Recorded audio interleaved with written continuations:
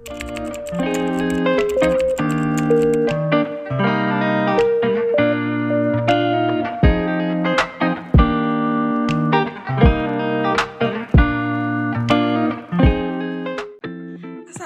warahmatullahi wabarakatuh. Hai, aku Put Mutia dari kelas 2O Manajemen SDM dengan nomor NPM 12 10 20 430.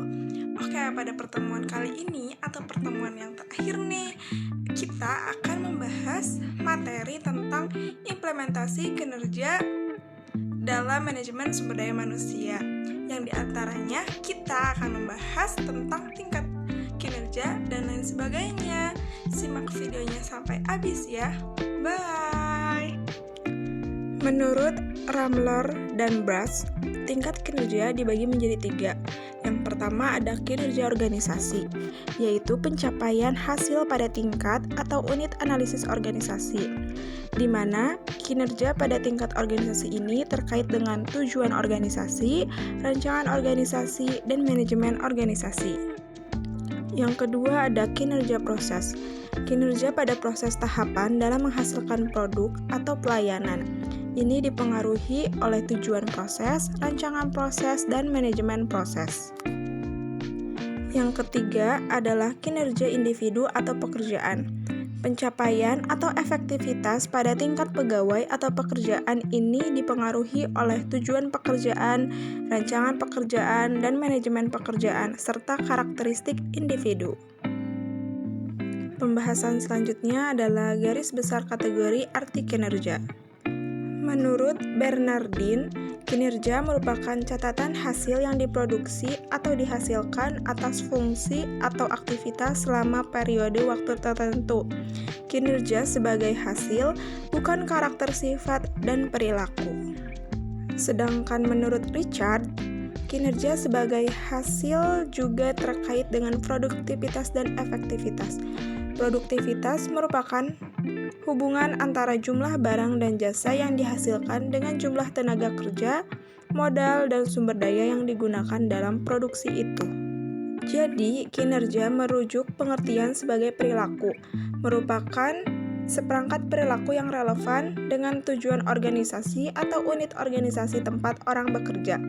Kinerja merupakan sinonim dengan perilaku. Kinerja adalah sesuatu yang secara aktual orang kerjakan dan dapat diobservasi. Kinerja juga mencakup tindakan-tindakan dan perilaku yang relevan dengan tujuan organisasi. Kinerja bukan konsekuensi atau hasil tindakan, tetapi tindakan itu sendiri. Lalu ada pendekatan pengukuran kinerja. Menurut De Vries dan kawan-kawan, pendekatan ukuran standar kinerja dalam melakukan pengukuran dibagi menjadi 3. Yang pertama ada pendekatan personality traits, mengukur kepemimpinan, inisiatif, dan sikap.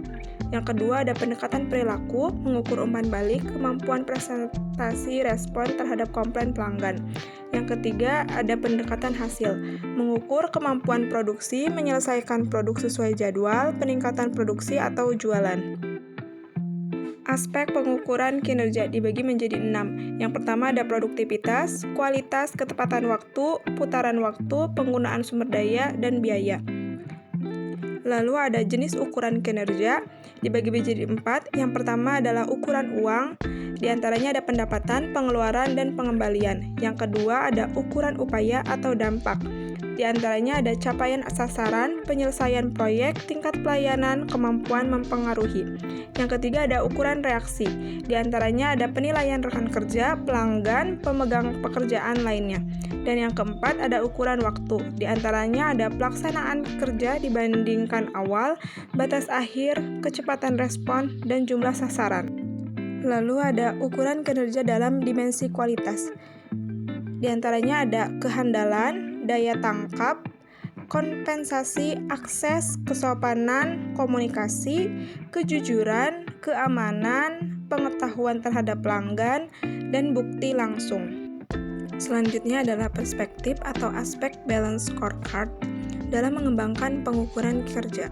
Dibagi menjadi 4. Yang pertama adalah pengukuran kerja dari aspek keuangan. Di antaranya ada biaya administrasi minimal. Yang kedua adalah pengukuran aspek pelanggan.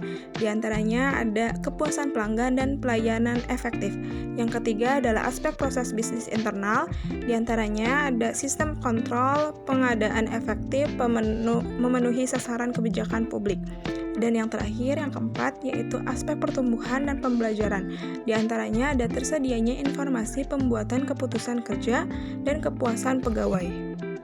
Lalu ada indikator untuk mengukur kinerja organisasi. Di antaranya ada produktivitas, kualitas layanan, responsivitas, responsibilitas, dan akuntabilitas. Lalu ada indikator penilaian kinerja organisasi. Dibagi menjadi 4, yaitu yang pertama adalah efisiensi, yang kedua adalah efektivitas, yang ketiga adalah keadilan, dan yang keempat daya tangkap. Selanjutnya adalah ukuran kerja pelayanan dikembangkan menjadi 14 unsur untuk mengukur IKM.